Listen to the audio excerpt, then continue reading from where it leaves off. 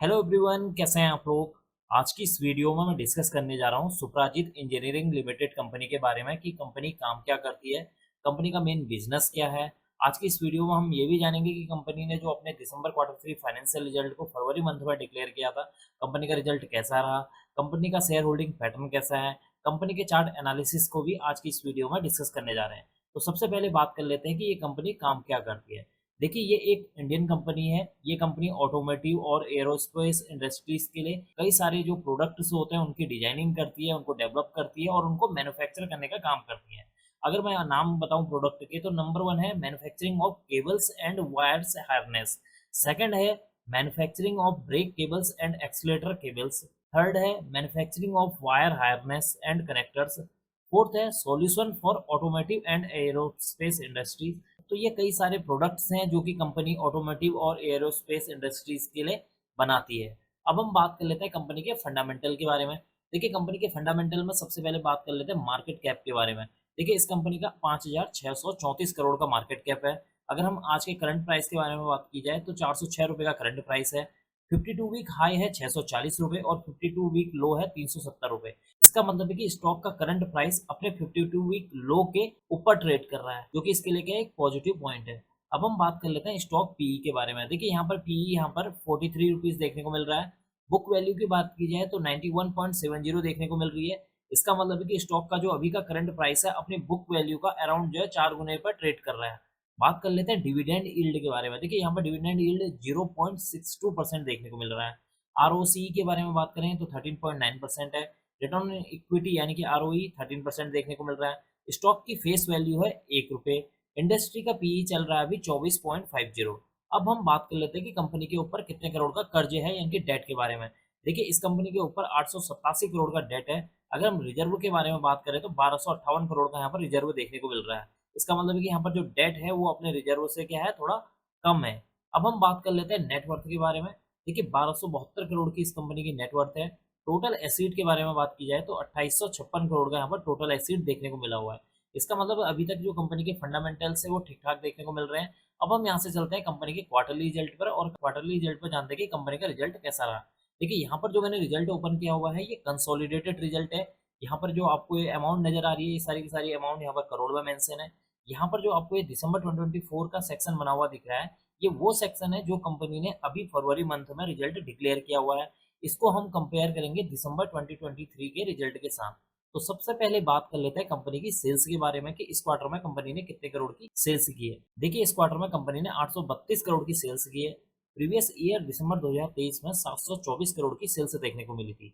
इसका मतलब है कि कंपनी की जो सेल्स है उसमें एक अच्छा खासा इजाफा देखने को मिल रहा है, जो कि इसके लिए क्या है, एक पॉजिटिव पॉइंट है। बात कर लेते हैं खर्चों के बारे में। इस क्वार्टर में कंपनी ने 735 करोड़ के खर्चे किए थे। प्रीवियस क्वार्टर में यहाँ पर 637 करोड़ के देखने को मिले थे। इसका मतलब है कि कंपनी के यहाँ पर जो सेल्स है वो बढ़ती हुई नजर आई है, जिसकी वजह से कंपनी के जो एक्सपेंसेस हैं वो भी यहाँ पर बढ़ते हुए नजर आ रहे हैं। अब हम बात कर लेते हैं ऑपरेटिंग प्रॉफिट के बारे में। देखिए, कंपनी की सेल्स में से जब हम माइनस कर देते हैं एक्सपेंसेस यानी कि खर्चों को, तो निकल कर आ जाता है ऑपरेटिंग प्रॉफिट। इस क्वार्टर में कंपनी का ऑपरेटिंग प्रॉफिट 97 करोड़ है। प्रीवियस ईयर दिसंबर 2023 में 87 करोड़ का ऑपरेटिंग प्रॉफिट देखने को मिला था। इसका मतलब है कि यहाँ पर कंपनी का जो ऑपरेटिंग प्रॉफिट है वो बढ़ते हुए नजर आया है, जो कि इसके लिए क्या एक पॉजिटिव पॉइंट है। ओपीएम परसेंटेज यानी कि ऑपरेटिंग प्रॉफिट मार्जिन परसेंटेज जो होता है, जिसको कई सारे लोग मार्जिन परसेंटेज के नाम से जानते हैं, इस क्वार्टर में ओपीएम परसेंटेज 12% है। प्रीवियस ईयर दिसंबर 2023 में 12% देखने को मिला हुआ है। इसका मतलब है कि यहाँ पर ओपीएम परसेंटेज में किसी भी तरह का कोई चेंजेस देखने को नहीं मिल रहे हैं। अब हम बात कर लेते हैं कंपनी के नेट प्रॉफिट यानी कि मुनाफे के बारे में कि इस क्वार्टर में कंपनी ने कितने करोड़ का मुनाफा किया है। देखिए, इस क्वार्टर में कंपनी ने 33 करोड़ का मुनाफा किया है। अगर हम प्रीवियस ईयर दिसंबर 2023 में देखेंगे तो 40 करोड़ का मुनाफा था। इसका मतलब यहाँ पर कंपनी का नेट प्रॉफिट में एक हल्की सी गिरावट देखने को मिली हुई है, जो कि इसके लिए क्या है, एक निगेटिव पॉइंट है।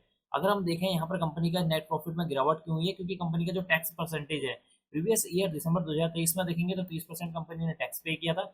इस क्वार्टर में कंपनी ने 45% का टैक्स पे किया है। और दूसरा, यहाँ पर अगर आप यहाँ पर देखें, इस क्वार्टर में कंपनी का जो यहाँ पर डेप्रीसिएशन है या इंटरेस्ट है 19 करोड़ देखने को मिला हुआ है, जबकि प्रीवियस ईयर दिसंबर 2023 में 13 करोड़ देखने को मिला हुआ है। डेप्रीसिएशन यहाँ पर 26 करोड़ था और यहाँ पर डेप्रीसिएशन 31 करोड़ है, जिसकी वजह से कंपनी का जो नेट प्रॉफिट है उसमें गिरावट देखने को मिल रही है। बात कर लेते हैं ईपीएस यानी कि अर्निंग पर शेयर के बारे में। देखिए, इस क्वार्टर में कंपनी का ईपीएस ₹2.41 है।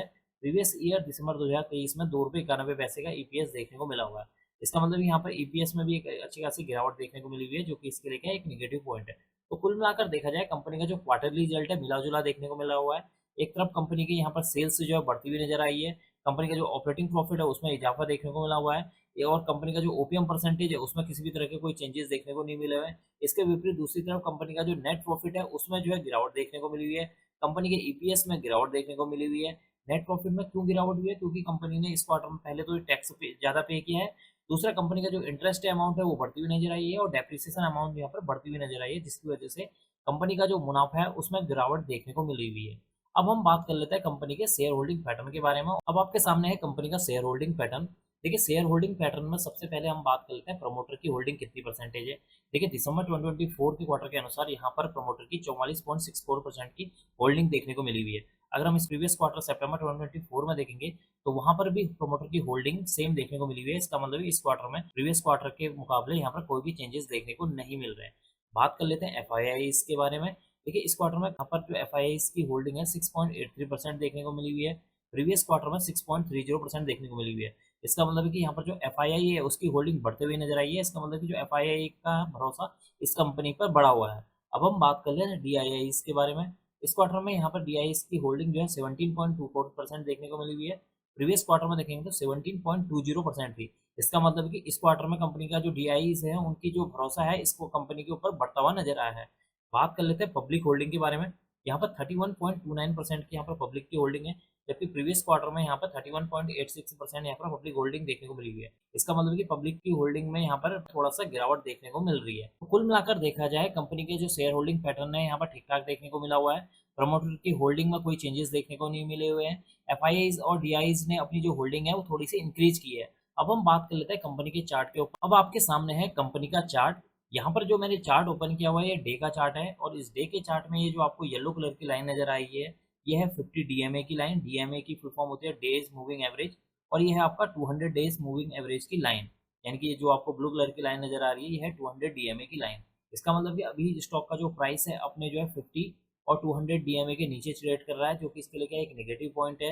यहाँ पर गिरावट क्यों देखने को मिली हुई है इस स्टॉक के अंदर? क्योंकि जो ओवरऑल मार्केट है Nifty, bank Nifty, mid cap, small cap, उन सभी स्टॉक्स में पिछले लास्ट जो है 6 to 7 मंथ में गिरावट देखने को मिली हुई है, जिसकी वजह से इस स्टॉक के अंदर भी आपको एक गिरावट देखने को मिली हुई है।